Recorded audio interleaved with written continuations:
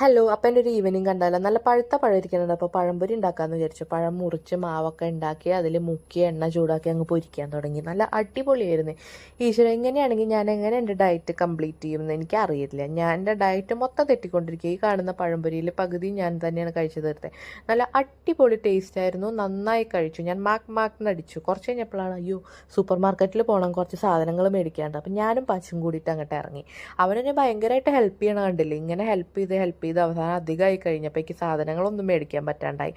അങ്ങനെ അവസാനം ഞാൻ അവനെ പിടിച്ച വണ്ടിയിൽ കൊണ്ടിരുത്തി. ഇപ്പോൾ ഇത്ര സാധനങ്ങളെ മേടിക്കാനുള്ളൂ, അവനെ വെച്ചതൊക്കെ മേടിക്കാൻ പറ്റുള്ളൂ. അങ്ങനെ തിരിച്ച് ഞങ്ങൾ വീട്ടിലേക്ക് പോണ വഴിക്ക് അടുത്തുള്ള വീടുകളിലൊക്കെ കയറി ഇറങ്ങലാണ് അവൻ്റെ മെയിൻ പരിപാടി.